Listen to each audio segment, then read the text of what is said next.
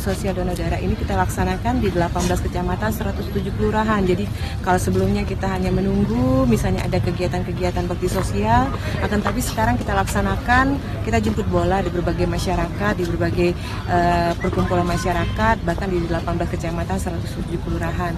Harapan saya selaku Ketua PMI Kota Palembang, kebutuhan darah yang dibutuhkan oleh masyarakat yang saat ini sangat membutuhkan itu betul-betul bisa terpenuhi. Ya. Terima kasih.